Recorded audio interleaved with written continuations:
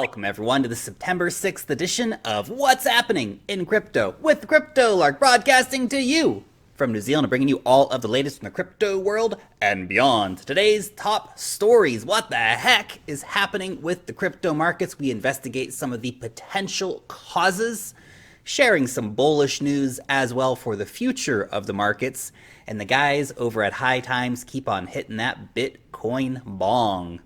Bitcoin down nearly 13% in the last 24 hours. Ethereum down nearly 22%. Overall, the markets are being absolutely savaged.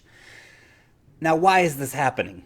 We're going to explore a few different reasons that are being put forward, but at the same time, I think it's important to understand that it's been a tough few months in the crypto markets, and confidence in the markets is still low, even though there were some exuberant times over the last 2 weeks or so.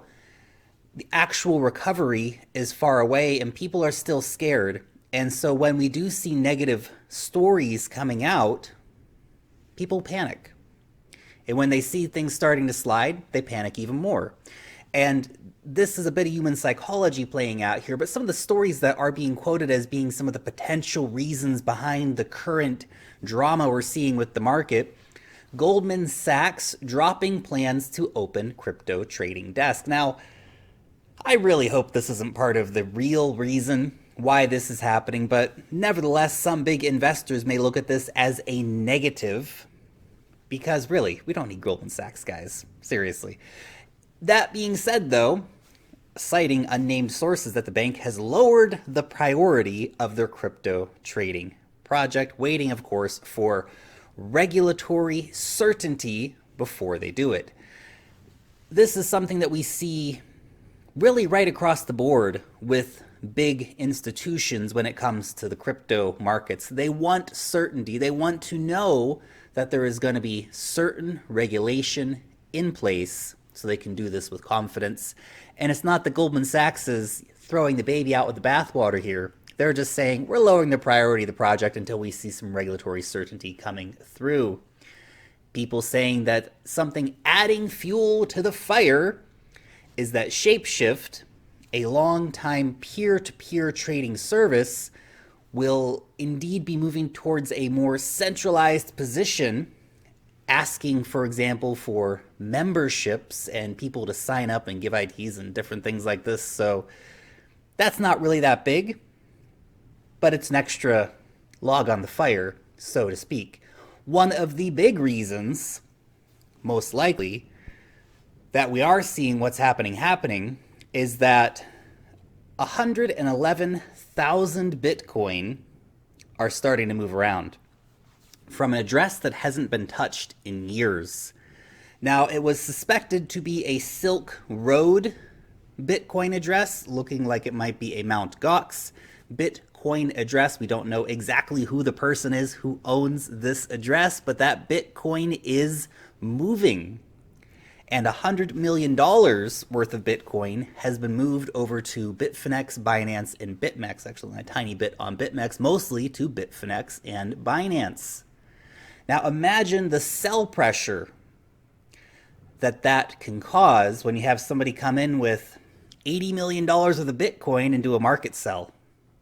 That can have some really strong effects on the market, because this is a substantial amount of Bitcoin. Having a look at the charts here briefly, we can see Bitcoin's lost nearly $1,000 in the last few hours. Great, we can just put that into your retirement account and make it go to work for you, and it's gone.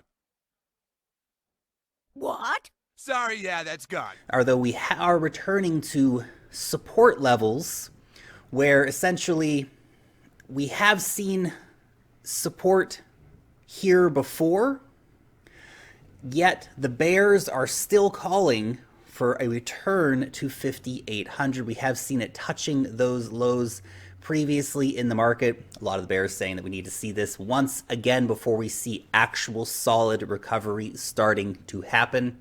So hold on to your butts, guys. We may not be out of the woods quite yet. To share some more bullish news, though, the Abra CEO believes that the Bitcoin ETF is indeed going to happen. The SEC is just looking for the right person to do it. essentially. And I know we have been putting a lot of emphasis on the ETF, and it is going to happen. It's just a question of when it's going to happen.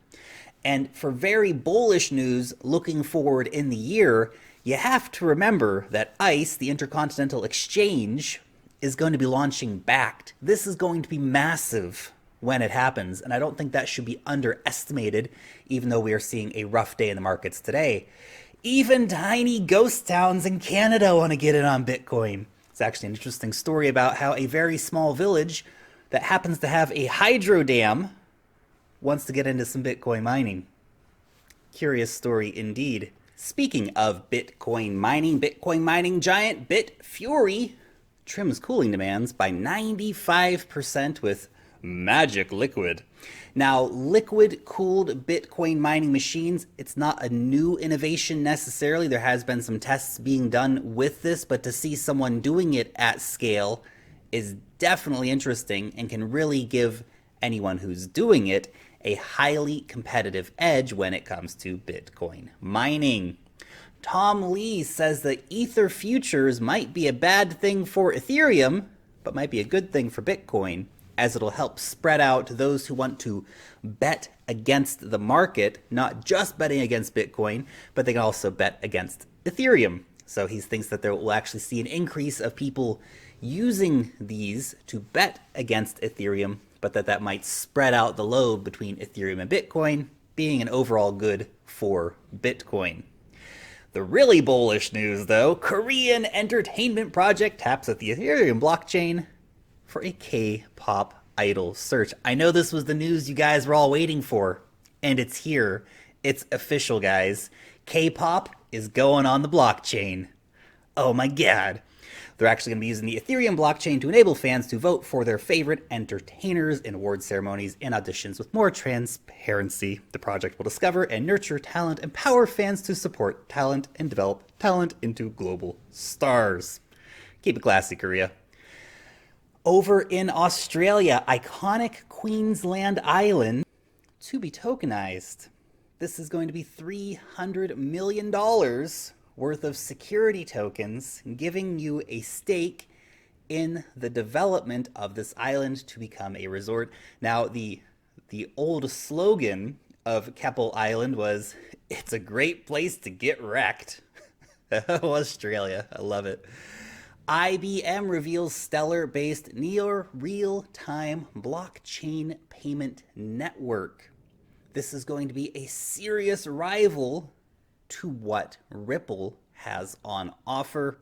Now we just need to see some big partners building up for this, and we have a real game on our hands. The guys over at High Times, they were accepting crypto, they weren't accepting crypto, now they're accepting crypto again. Oh man, that's awesome. High Times, happy to have you back on board. Let's watch for a future retraction. And over in Ledgerland, a newly launched stablecoin you've never heard of is coming to Ledger. Fantastic, great Ledger, thank you very much. This is actually Koala, one of the many stablecoins out there on the market. Their CEO says we suck at marketing. Admitting in good humor. That's a harsh way to start your article, man. We suck at marketing. Get better. If you know that's a problem, get better. You're in a seriously competitive market, man, with lots of other stable coins that are good at marketing. And if you want to survive in crypto, you got to get your message across to people. Now, speaking of the Ledger, very exciting news that we do have new integrations for the Ledger wallet. Hycon, FIC Network, Pearl, Acroma. I've never even heard of some of these things. More interestingly, though, Waves and Rise also on there. But the real one, EOS. EOS finally on the Ledger wallet, which is super exciting news. EOS gonna rock ya. And finally, a bit of Navcoin news for you today. They've got an ongoing competition for what they're calling Open Alias. Open Alias is what they're seeing as their PayPal-like innovation, which lets you send a payment to an email address versus having to use a cryptographic address. So for example, John at nav.community is someone you can send Nav coin to. Now they're going to be giving away 2,000 Nav in total, 1,000 Nav to the top winner, and 10 prizes of 100 Nav coin each. Quite a generous competition. Only a few entries in. You have 5 days left to get involved if you want to get involved. It simply requires coming over and registering an address. So get amongst it, guys. Free money, and it's easy to win. Thanks so much for watching today's episode. Let me know what you think about any of today's stories down below in the comments section. Thumbs up the video and share these videos around the internet to help our community grow. Join the conversation over on Twitter, Telegram, or Steam it. Long live the blockchain, and peace out till next time.